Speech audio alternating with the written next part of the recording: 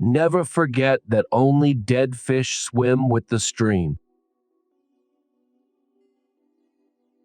The depravity of man is at once the most empirically verifiable reality, but at the same time the most intellectually resisted fact. What will finally destroy us is not communism or fascism, but man acting like God. Every happening, great and small, is a parable whereby God speaks to us. Behind the debris of these self-styled sullen supermen and imperial diplomatists, there stands the gigantic figure of one person, because of whom, by whom, in whom, and through whom alone mankind might still have hope. The person of Jesus Christ. People do not believe lies because they have to, but because they want to. If God is dead, somebody is going to have to take his place. It will be megalomania or erotomania, the drive for power or the drive for pleasure, the clenched fist or the phallus, Hitler or Hugh Hefner. I can say that I never knew what joy was like until I gave up pursuing happiness or cared to live until I chose to die. For these two discoveries, I am beholden to Jesus. For us, humans, everything is permanent until it changes, as we are immortal until we die.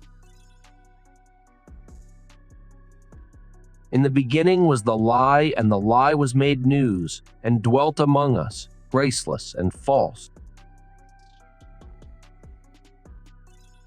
There's far more truth in the book of Genesis than in the quantum theory.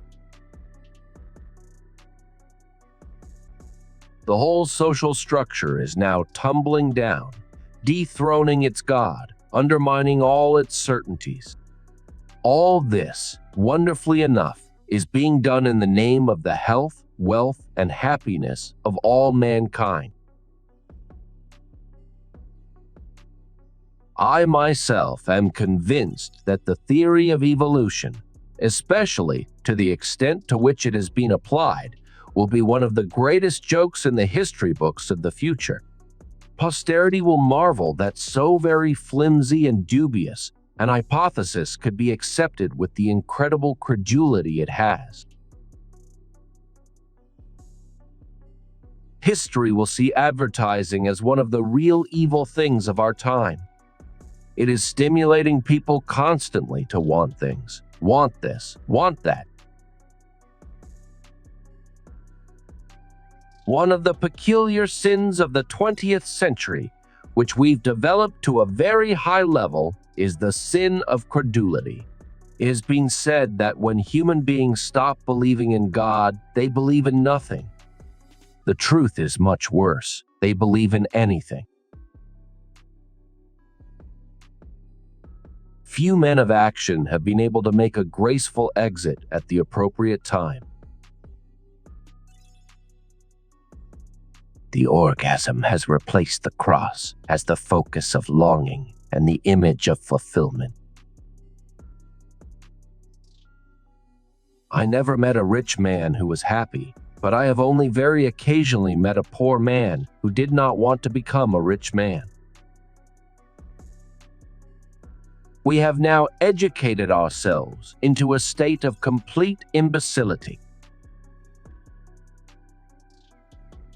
I think that once you've produced a conformist, a totally conformist society, a society in which there were no critics, that would in fact be an exact equivalent of the totalitarian societies against which we are supposed to be fighting in a Cold War.